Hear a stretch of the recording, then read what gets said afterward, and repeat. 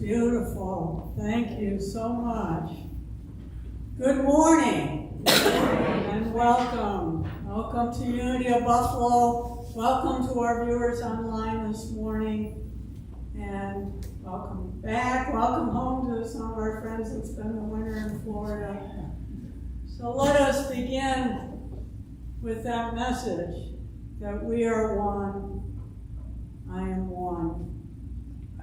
As we take these words into our heart and begin with prayer,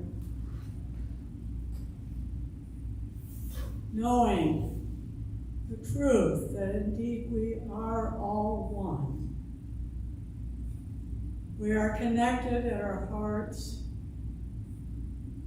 We're connected with the one mind, the mind of God, the realm of divine ideas and peace and healing. And we are connected in this one and present moment as we come together, as our book title says, in this moment of choice. We've chosen to come together this morning to connect, to celebrate, to sing, to pray, to love each other and love our world. In the times and in the places and in the moments where it is most needed. God needs us right now where we are. And as the sign says, bloom where you're planted. And so it is. Amen. Someone gave me a little sign that says that always bloom right where you're planted. So, our invocation, if you'll please join me in saying this affirmation, these words of spiritual truth together. There is only one presence and one power, living as the universe and as me, God the good, omnipotent. And the blessing for our ministry is to affirm together our vision for the world, a world of love, peace, and abundance for all. I love it, the fact that you guys couldn't wait to say it. It's like, yeah, I'm at the starting blocks. We're ready to move forward. And the way that we help contribute to that is together practicing the presence of God through prayer, education, service, creativity, and community. And practicing our core values. Loving, spiritually centered, inclusive, respectful, and compassionate.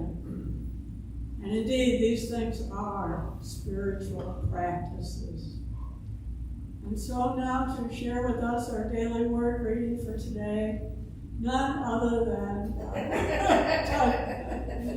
Eve Wackett is going to share with us. And it is good to see you without your braids. Yeah, I'm moving.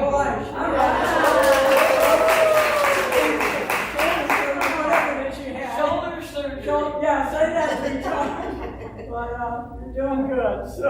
Good morning, everyone. Good morning. I want to take a quick moment first to say happy birthday, heavenly birthday to John Scott today. Happy birthday, John. Happy birthday, John. And the other thing, I want to say a quick prayer for Buffalo in general. And this morning while we were singing that song, I realized why I feel so much pain, because we are one. And what affects them affects us all. So it's hard to keep from crying last night and today. Amen. Okay, so freedom. Taking responsibility for my life leads me to freedom. Each life has its share of ups and downs. Like most people, I have felt blessed by my happy experiences and laid low by my more difficult ones. I have used the spiritual tools of forgiveness and gratitude to learn from and move beyond my more painful experiences. This kind of spiritual housekeeping is my key to lasting freedom. By releasing blame and regret over and over again if necessary, I am ensuring that I will not be bound by the past and limited by an outworn image of myself. Life is dynamic, and so am I. My growth is dependent upon my forward movement, and I commit to embracing the freedom that comes from leaving the past behind. With gratitude, I bless the person I was. With faith, I reach unencumbered for the person I am becoming. The scripture that supports us today: for you were called to freedom, brothers and sisters, Galatians 5:13. And if you would like to repeat the affirmation with me, taking responsibility for my life leads me to freedom. Thank you all. Thank you. Well said, Eve. And now it's time for our blessing of our prayer requests, the prayers in the box, the prayers on our hearts, and especially we are continuing to hold Mary Frank in our prayers, but especially today for our Buffalo community, for those that lost their life, for all those that have been affected by the trauma of the shooting yesterday, and the shooting, and our world, and all the places where there is just needless violence and separation. So, it's a tall order, Joe, and I know you're up to it, to say a prayer that will bless us at this time. Thank you.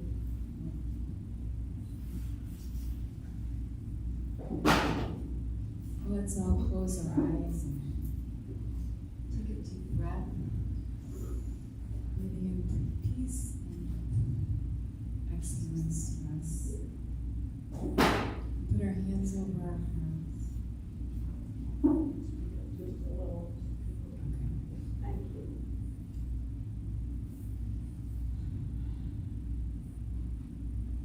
And of course, we're including everyone in the world in our prayers. As we remember, we are all one. One in Christ consciousness. One in love, one in peace, one in joy. Dear Father, Mother, God,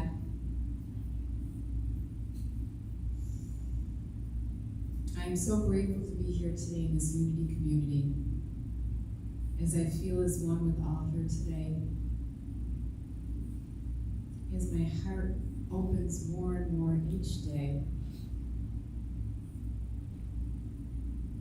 as I remember you,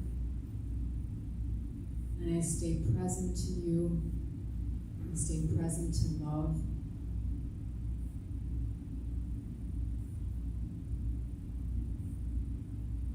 And I live in your presence. Always. Amen. Thank you.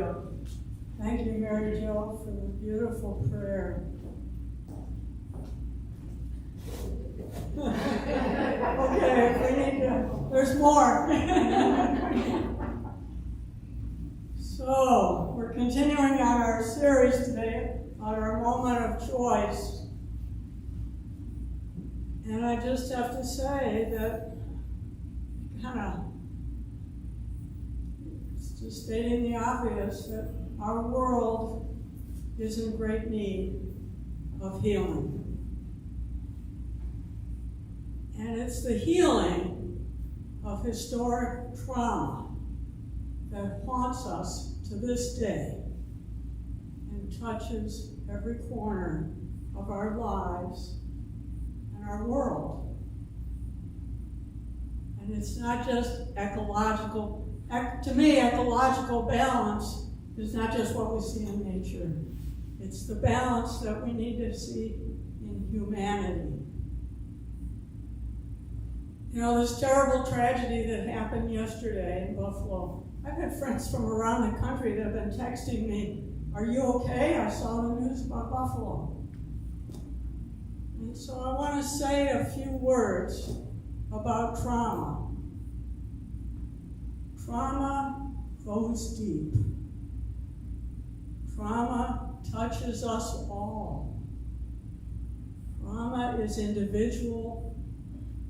It's collective, it's historical, it's in ourselves, an atom of our being, as human beings and as humanity. And when things happen like this, it re-traumatizes us. You know, when Russia invades Ukraine, that's re-traumatizing for the Native American people who were relocated off the land that they had been living on for thousands of years. It's re-traumatizing for African people, people of African descent, who were brought in shackles against their will to another country to be sold as property. You know, when someone walks into what we think is a safe space, a grocery store, and a shooter opens up, that's re-traumatizing for people who have served in the military and heard the sound of gunfire or child abuses. And when we think these things are not all interconnected, we don't get it. We're not understanding that these things are all interconnected.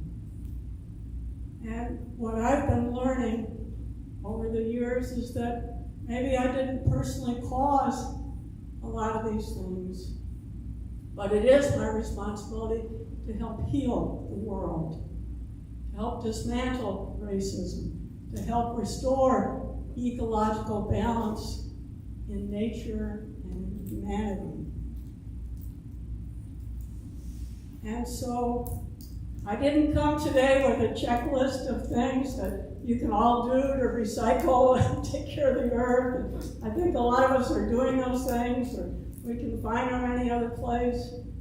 But I came today with something else that I think is even more helpful. I heard a quote recently from a man named Philip Pullman. He said, "After nourishment and after shelter and companionship, the thing that the world most needs is stories. That stories are healing." And so I have a couple of stories to share today, maybe more than that. But one comes from our reading for this week with the spirit groups, and it's it's a traditional Chippewa story, and it's a story about that once there was a time. This is a story that the Chippewa people have told for thousands of years, perhaps. That once there was a time where people had forgotten how to be kind to the earth and to creatures and to each other. And so there was a great council in the spirit world that they had finally just given up on human beings. They said, humankind has been given so many gifts and so many opportunities to become part of the family of life, and yet they continue to, not think of each other, but disrespect the earth and the world. They've forgotten their sacred kinship and interdependence.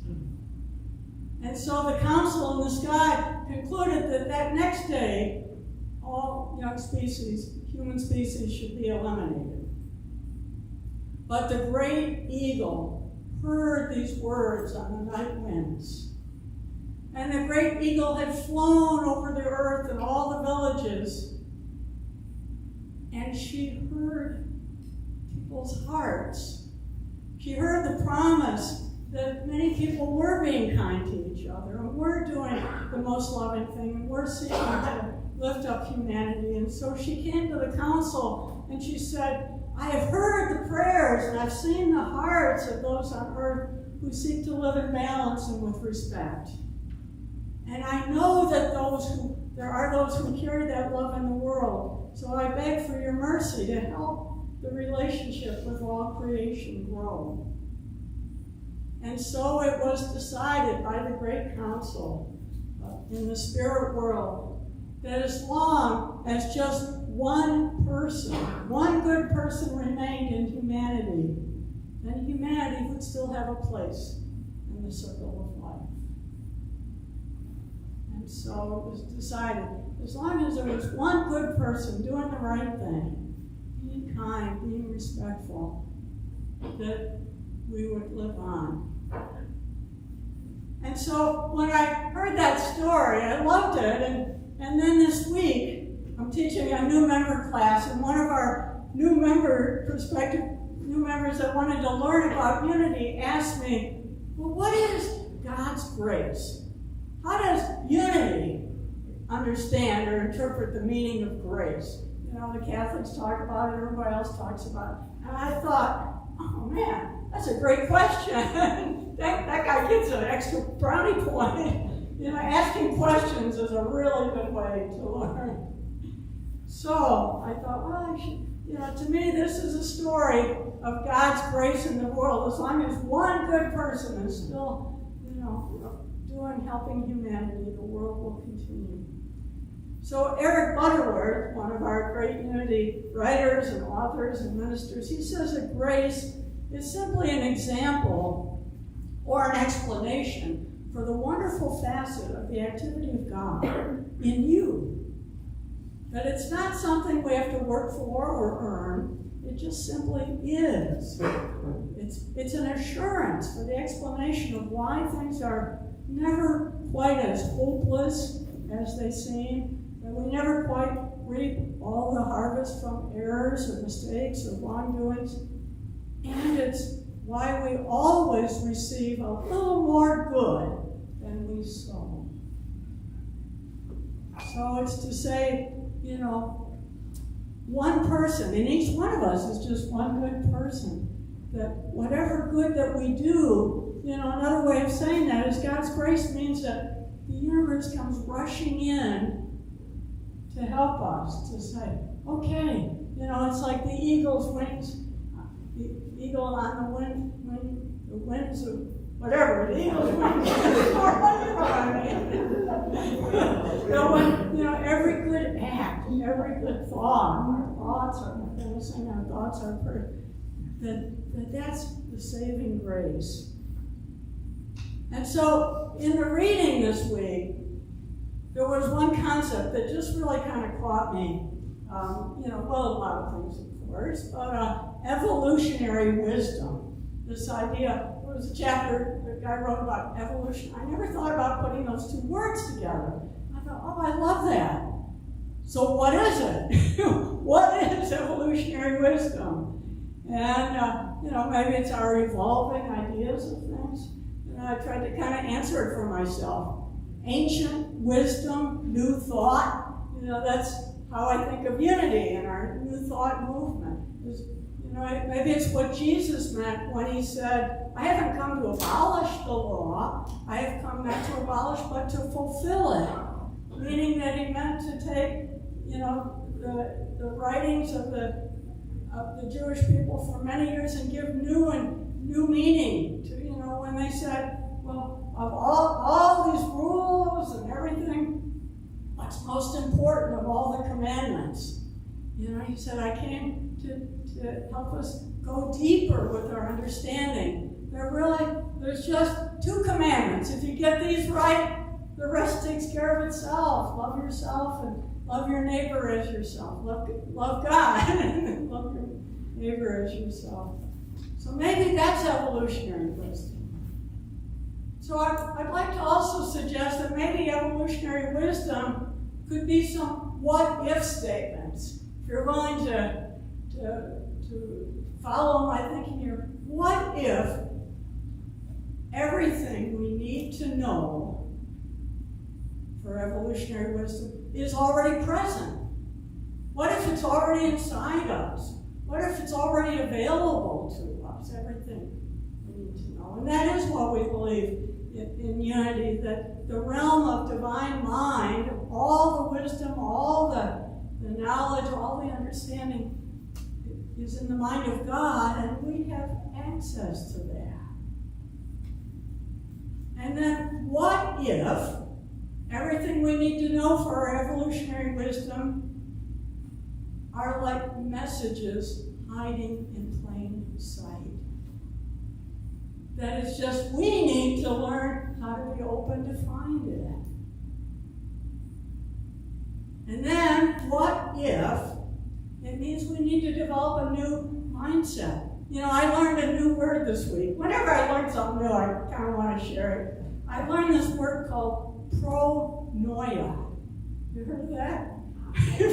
Maybe somebody made it up. Oh, you heard of it? You have a book on it? Okay. But pronoia is the opposite of paranoia.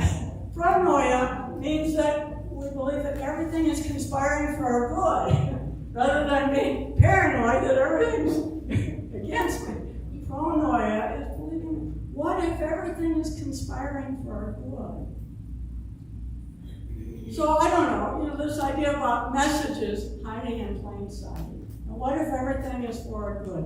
I had a little example of that this week. I lost something very simple around the house. And oh man, I looked everywhere, turned everything down on the bed, shaking out all my dirty laundry, maybe it's in my pockets, everywhere.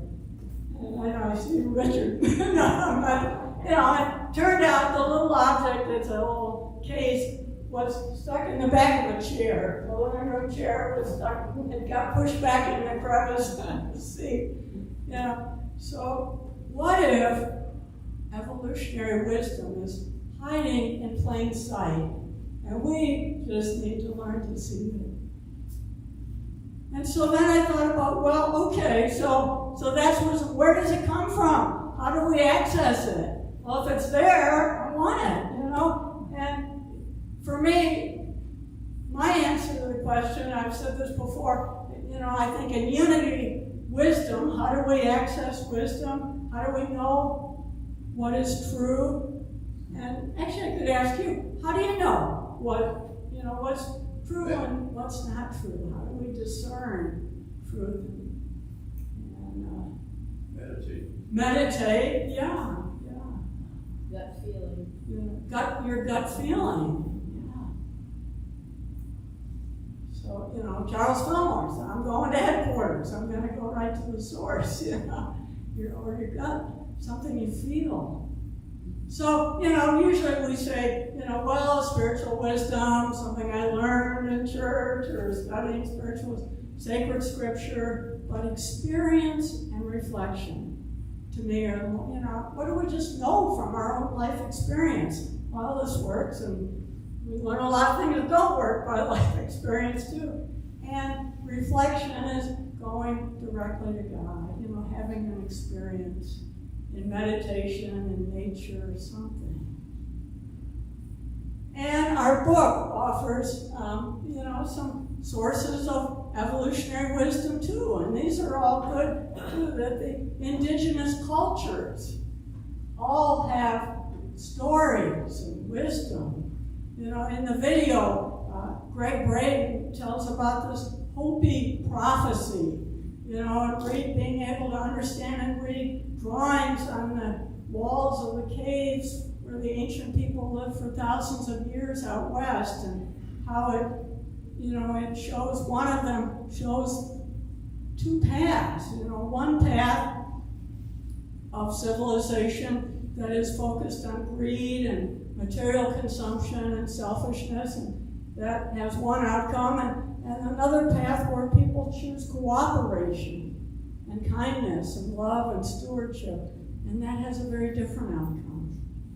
So every indigenous culture has guidance and wisdom and faith traditions, whatever religion or no religion, or that there are common messages and common themes. And we talked about the golden rule.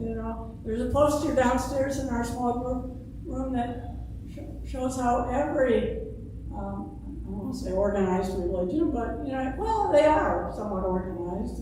Unity, I don't know if we're so organized or not. Sometimes that's a joke. It's like trying to herd cats. But we all believe the same thing. Treat others as you want to be treated. And scripture. I've seen many traditions have prophecies of what will come. And in scripture, in the Hebrew scriptures, what we call the Old Testament, there are prophets. There are books of writings by the prophets. And I thought, this is a good chance to stick in a little metaphysical Bible interpretation. But the prophets represent the I am, the voice of God speaking. This is what I learned in school, ministers. Speaking what's so of life. That whenever humanity kind of gets off course, or when the Hebrews, the Israelites were going in a not so good direction, in making not so good choices, God raises up a prophet who speaks truth to power, I guess you could say, that tells the people, this is going to be the consequence of your continuing down this path. Choose once again. Choose love instead of fear. Choose cooperation instead of competition. Choose kindness instead of separation. So God raises up a prophet to speak to the people, but it's also the voice of God with us when we get off course in our lives. When we're going down a path that maybe isn't so good, that at some point the voice of God, the I am within us, our inner prophet, speaks up and does something to get our attention, to say, what's so? If you keep down this path, this is going to be the outcome. Choose again. Get on another path. So that wisdom is a source of these are sources of evolutionary wisdom. And sometimes we've had experiences in life, or early childhood experiences, that have influenced, our ability to discern wisdom. And I love the story about Charles Fillmore, our co-founder, that he grew up, interestingly enough, on a Chippewa reservation in Minnesota. And he grew up running in and out of the teepees and playing with Chippewa Indian children. His father worked as a trader and a farmer with some of the Chippewa Indians. And the story that he told later in life is that when he was 2 years old, apparently some of the Indians and a medicine man came in and took him away from his parents for just a day. And they brought him back unarmed at the end of the day. And later in life, he felt like maybe he had been used in some kind of ceremony or something. And that experience had an influence on his spiritual development. That it made him more open to the kinds of experiences that became the path for his life. And so sometimes I think we've had experiences like that early, either scary experiences or experiences we understand or not, but something that kind of has planted a seed in us that bears fruit later in life. It's like, I've told the story a few times. I remember my mother, a year or two before she passed, when I was in high school. She was raised Methodist. My grandfather was a Methodist minister. Everybody in our family was Methodist. But for some reason, the last year before she passed, when she was still healthy enough to do it, she took me around to about 8 or 10 different churches. Like every Sunday, we went one week to a Lutheran church, and one week to a, Presbyterian, one week to a Catholic church, different ones. And I don't remember anything that she said, but that she wanted me to have those experiences. And I really felt like that was her way of saying to me that at some point in my life, that she wanted me to know that there were all these other kinds of choices out there, our moment of choice. And that at some point later in my life, that I would search and find the place that was right for me. And of course that happened. Much later in life I found unity, and this has been the place that was right for me. And it was like my mother was giving me permission to do that, or saying, okay, it's a big world out there, and each church or religion offers something that speaks to people in their own way. So we get evolutionary wisdom. Sometimes it just comes as a result of seeds that have been planted in us by early experiences. And then science. I realize that I don't even want to go into the science part. That's like way over my head. Quantum physics. I'm going to leave that for Lonnie and some other people to explain science as a source of evolutionary wisdom. But this thing I do know about nature. This I can explain because I've read about it. You know, there's such a thing as nature deficit disorder. That a lot of us are just not spending enough time outside in nature. And it makes a huge difference for our mental health, physical health, our well-being in every way. And the one thing that has been proven to have the greatest impact on people's making choices that have a positive regard for our environment and our ecology, and as adults to be more inclined to advocate or support policies that are good for the planet.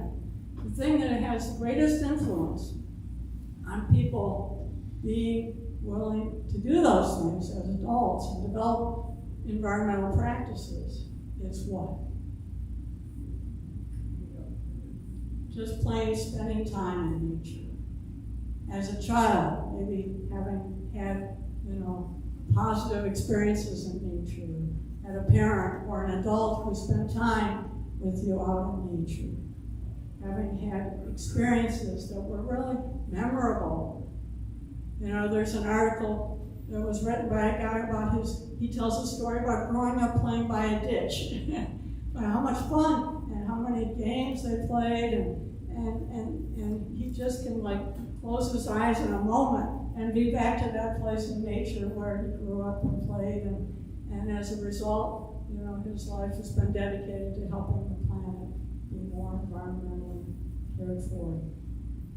I've told my story. One of my stories in nature is what I call the Petoskey moment. Petoskey, I know there's a couple people here in the congregation who know what I'm talking about. Petoskey is a town up in northern Michigan, and just have to show you where it is here. For those of us from Michigan, this is how we do the geography. But it's a beautiful place right on Lake Traverse Bay. And this was my mother's favorite place in the whole world. It was a place that just gave her such peace. And that it was just, and my parents had a cottage up north of Petoskey. And so every summer we would drive up there. And when you're driving up to Petoskey, when you get within about an hour of it, there's a whole series of rolling hills before you get to the top of the last hill, before you drive into the town, and you have this beautiful view of Lake Traverse Bay. And I can remember so clearly that we'd be in the car, getting closer and closer to Petoskey, and we'd be saying, is this the last hill? Are we almost there yet? Are we almost there yet? And we'd just be waiting with bated breath to get to the top of that last hill where you'd have the view of Little Traverse Bay, and driving into Petoskey. And I swear to God that no matter what was going on in the world, no matter what worries or cares or concerns my parents had or I had or anything, the moment we glimpsed that view of Petoskey and Little Traverse Bay, every care in the world went out the window. It was just nothing. It was just like a smile on your face. It was just this moment of nothing. All is well with the world. All is well in my life in that moment. And that's, for me, that's a Petoskey moment. But I hope that we all have some kind of experience in nature where there's some story you could tell, or you could close your eyes and go there right now and be in that place where, in that moment, all is well with the world. All is well in my life. So those are sources of evolutionary wisdom. And then the other thing is of course, what we talk about, the divine, the Christ within, our Buddha nature. He says in the book that, You know, that in a global survey in 2008, 75% of young people in 17 different countries said they believe in a higher power and that they've had some kind of transcendent experience. You know, that in 1962, 22% of the people said that they had had some kind of mystical experience. In 2009, more than 50% of people said, I've had some kind of mystical experience. How many people here would say, like you've had some kind of transcendent moment or experience? And I found this encouraging. In 2014, nearly 60% of adults reported that they regularly feel a deep sense of spiritual peace and well-being. Just a sense of wonder at the universe. You know, I was thinking, I'll tell you, this may be a sign I'm getting older. What has become a really important part of my meditation practice in the mornings now is I sit in this chair outside the window, the front window of our house, and at about 7:45 every morning, there's a group of school children that walk by home to catch the bus at the corner. And I just love being in my chair at that moment when those little kids walk by. And I just look at them, and I bless them, and I think about that Louis Armstrong song, What a Wonderful World, and oh, they will learn way more than I'll ever know, you know. And just the sense of wonder that I feel by looking at those little kids and think, oh, that's our future, that's the world. And that just moves me more than anything. So evolutionary wisdom is all around us. It's hiding in plain sight. And we access it in lots of ways. And I liked what this one author in the book said, that we're being called to gather the wisdom of the past so that we might transcend the wounds of history and begin a process of reconciliation and healing to realize a remarkable future that only we can attain together. And so this includes transcend and include, that we can't, you know, and so we need to make this shift. And I like that, I think it's the same author who uses this term, ecological opportunity, that there are opportunities all around us to do this. And, you know, it includes, you know, he answers the question, how can we become mature and humble healers on the planet? By being life, consciously creating conditions conducive to life.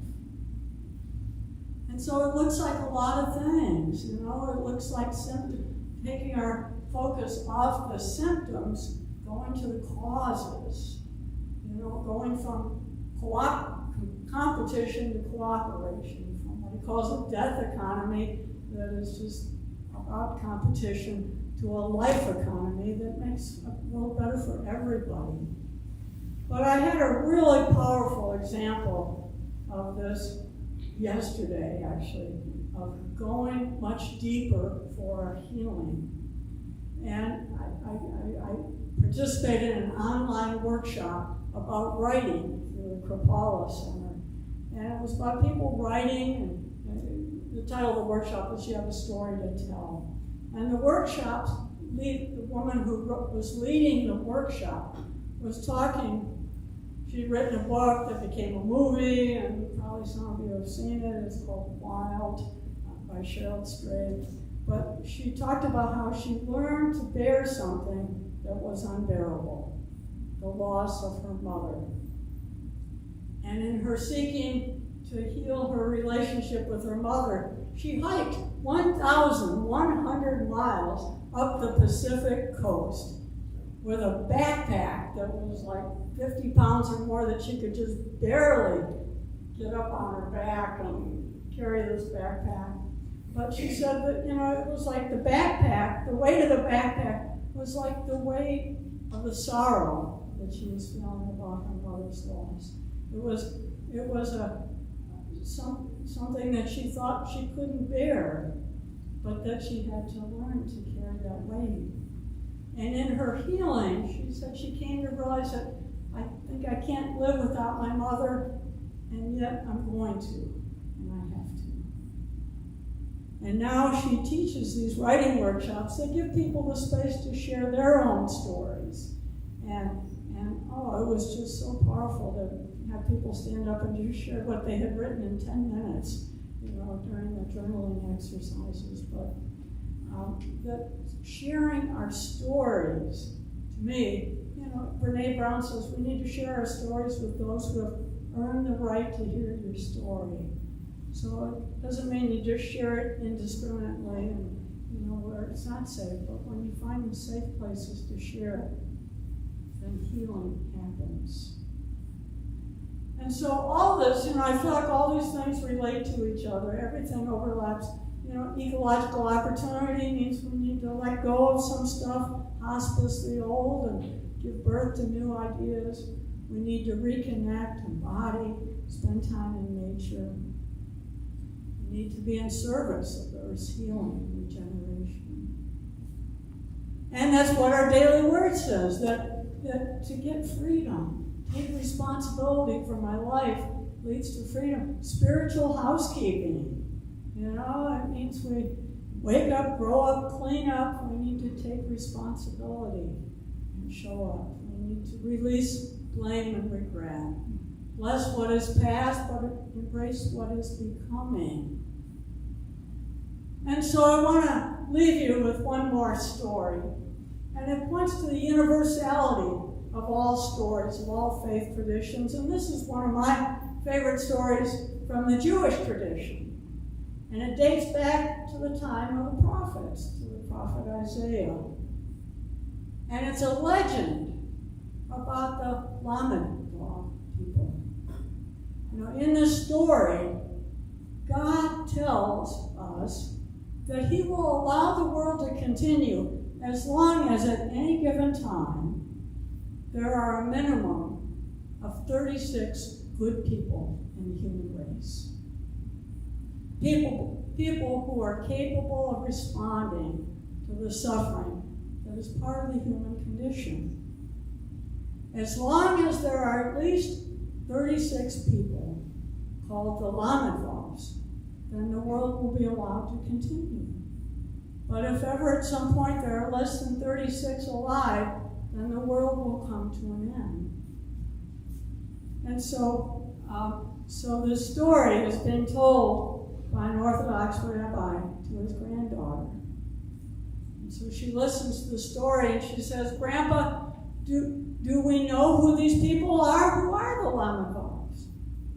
And her grandpa says, no, only God knows. Even the Lamedvavs themselves do not know for sure what their role is in the continuation of the world. Nobody knows either. But they respond to suffering, not in order to save the world, but simply because the suffering of others touches them so deeply. It turns out that the Lamedvavs could be tailors or college professors. They might be millionaires, they could be paupers, they could be powerful people in government roles, or they could be ordinary people cleaning the streets. These things don't matter. What matters is their capacity to feel the collective suffering of the human race and respond to it. And so the grandfather went on, he said, because no one knows who they are, anyone you might meet could be one of the 36 for whom God preserves our world and lets us continue. And so it's important to treat everyone as though they might be one of the 36. So the little girl sat quietly for a few minutes and taking this all in. And she said, well, what are... And she said to her grandpa, she said, well, what do the Lamedvavniks do? How do they respond to the suffering, Grandpa? And his answer was, well, they don't do anything. They respond to all suffering with compassion.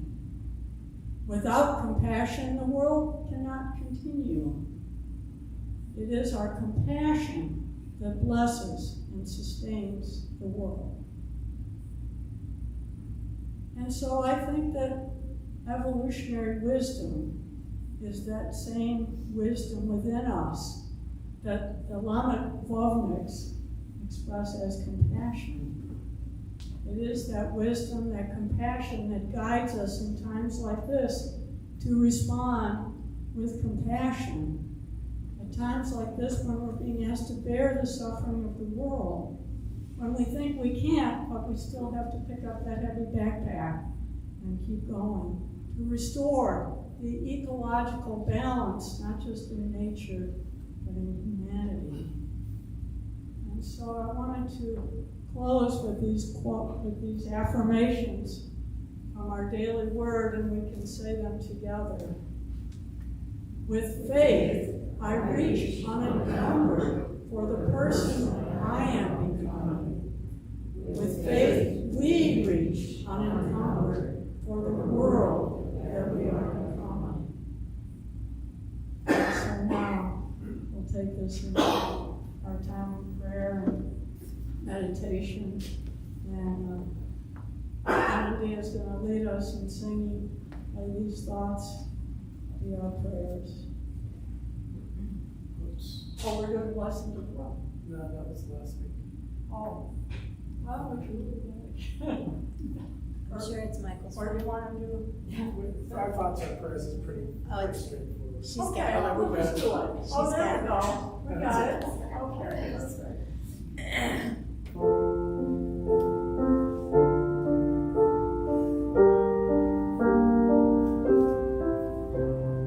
Our thoughts are prayers, and we are always praying. Our thoughts are prayers. Take charge of what you're saying. Seek a higher consciousness, a state of peacefulness, and know God is always there. And every thought becomes a prayer. Try this with me.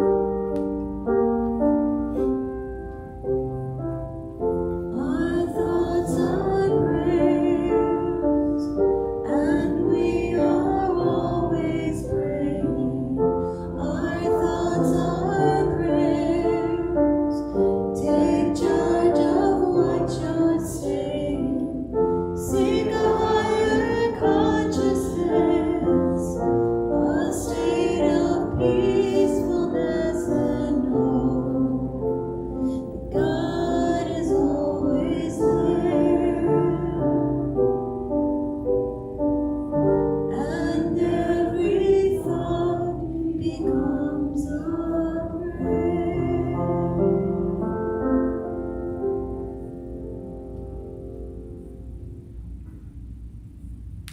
Thank you. And so I invite you to gently close your eyes.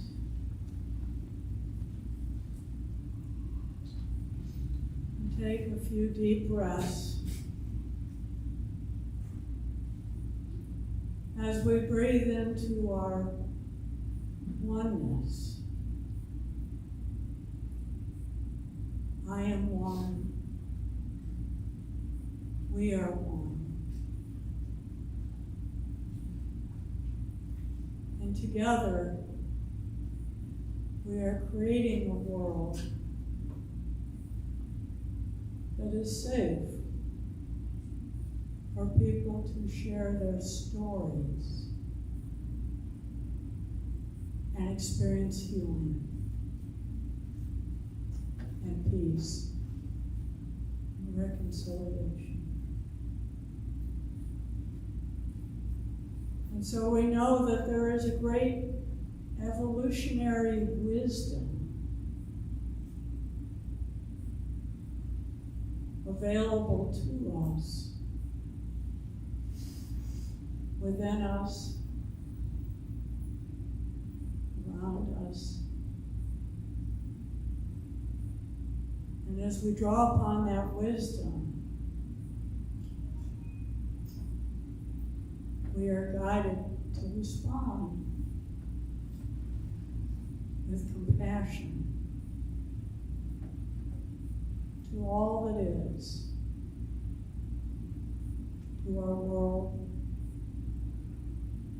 and for ourselves, to feel compassion for ourselves in the midst of everything else.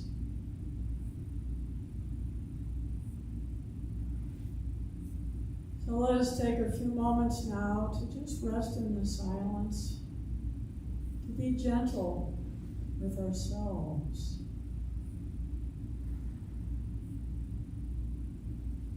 To know that even in times when the world feels harsh, love, presence, compassion are right here in our midst.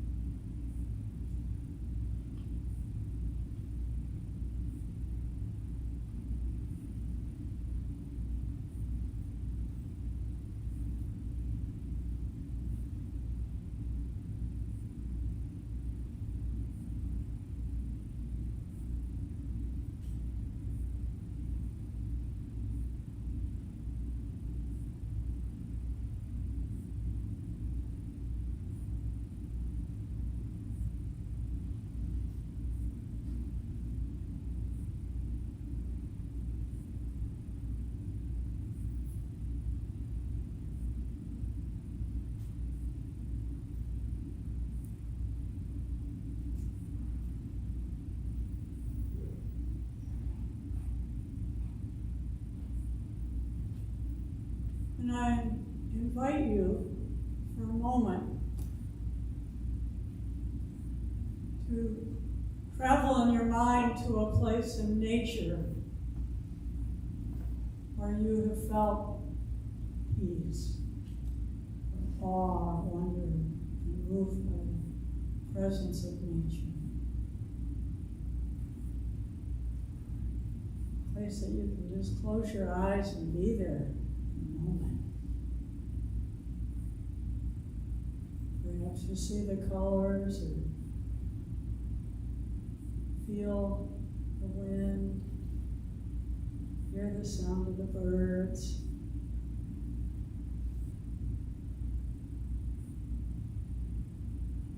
You can touch or feel the ground.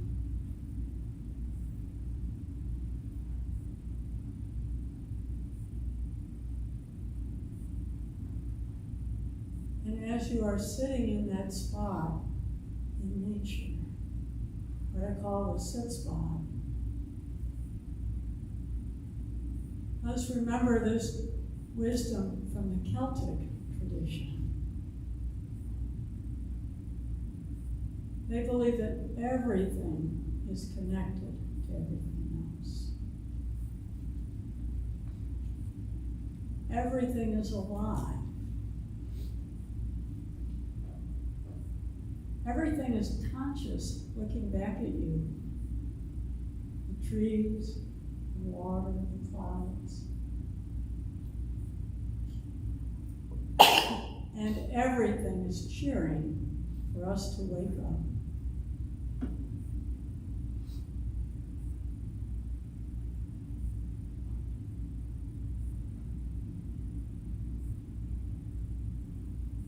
When I see the leaves on a tree waving in the wind, I feel like they're waving at me, the branches. Wake up.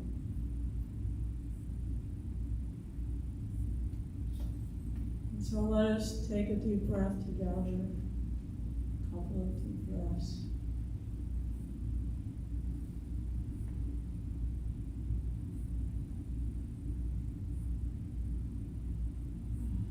Touch our hearts.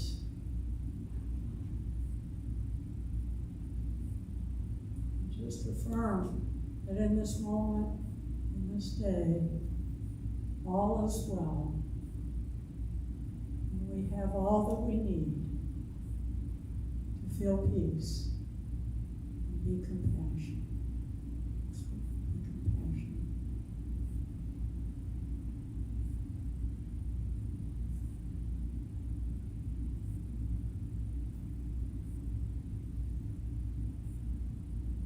And so gently, when you're ready, open your eyes. You might even look around the room and wave to somebody. I'm awake. I get it. I love you. Sending my peace and blessings. Okay. I'm not sure there's anybody here who's new for the first time, so that's okay. We're all, every day I'm born a brand new baby day, so maybe we are new in this beginning of a new day. So let us take a moment to reflect on the act of giving and the opportunity to share our gifts and tithes and love offerings with our ministry. That it's an opportunity to contribute to the mission and vision of our ministry, to what we want to see more of in the world, and to put our good into circulation so that it moves around and comes back to us multiplied in many ways. So if you'll take your gifts in your hand, or if you're giving during the week or online, we bless all these gifts with this affirmation together. Divine love through me blesses and multiplies all that I am, all that I have, all that I give, and all that I receive. Freely I give, and freely I receive. Thank you, God.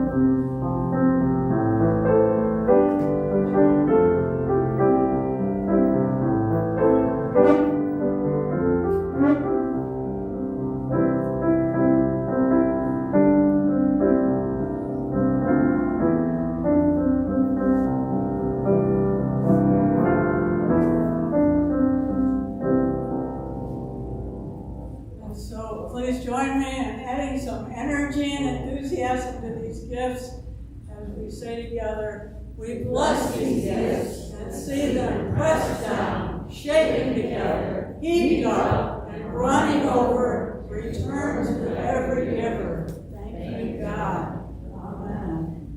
And so it is. So Transformational Opportunities. We had hoped to have a quarterly update and sharing meeting with our board, and it's just been 4 of our 6 voting board members were not available to be here today, and we just felt like that's not much of a sharing. So we need to postpone the meeting. Please understand that it's just our board members give a lot of time, and sometimes things just come up. So stay tuned. But the good news is that we have friendship hour today, and there's some food and there's some coffee downstairs on the table. So please come down and join us for that after the service.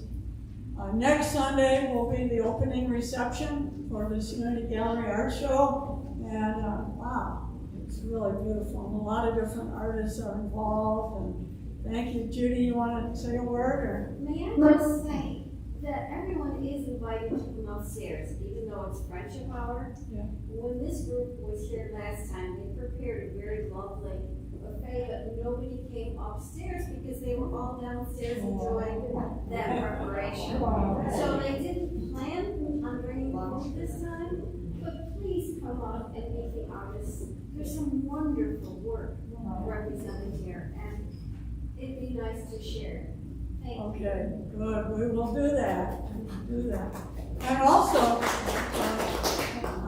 also today is a Friends of Vienna concert. So a lot of things are getting back into the flow again. Come back at 3:30 for a beautiful chamber music concert. Then a few other things are coming up. The Eastern region of Unity is sponsoring an online webinar 2 different times, either Wednesday morning this week or next week, Thursday, on developing a prosperity plan for your ministry. Ideas for how to develop more prosperity. And Shalia, I don't know where she is, she told me last week she wants to be in on it, and her vision is that we're going to have 10 people watch this webinar and come up with great ideas. So it doesn't cost you anything. And it's a couple hours of time, but if you would like to join us and learn about these ideas and see what we can bring back and apply to our ministry, please either sign up on the back table or take one of the flyers or see Shalia, wave your hand on me after the service. Did you want to say something? I was thinking about it, is that if you're an entrepreneur yourself, or you have some ideas about business, that it's something that maybe you may not have an idea for the ministry, but getting exposed to the information may also help your own prosperity. So that's one of the reasons why I'm interested in watching. Yeah. So what she said was that, if you're an entrepreneur yourself or you have your own business or things you'd like to do, you may take away some ideas from this that would help you personally for your own life or what your projects you're working on. So it's not just for our ministry. So thank you. Good point.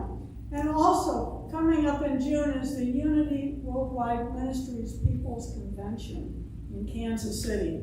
And I know it's a bit of a trek to go there, but if anybody would be interested, we call it the People's Convention because it's not just for ministers, it's for anybody in Unity to come and hear inspiring speakers and be exposed to meet people from ministries really around the world, not just in the U.S. So if you think you might be interested, please see me after the service and I can tell you more. And then I hear somebody's taking some time off at the end of May. What's the matter? You need time off or something? That was a great setup. Thank you. What's the deal? Why do you need time off? 2 weeks from today, Ahnandhi and I are getting married.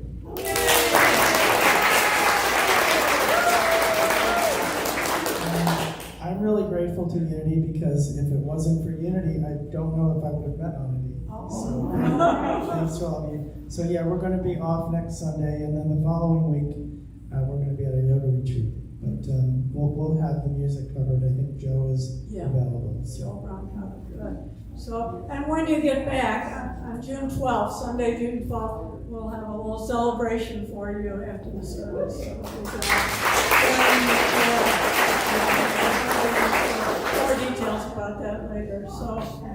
Okay, I think we're ready now to close with our prayer for protection. If you'll affirm this with me together. The light of God surrounds us. I am love. The love of God enfolds us. I am love. The power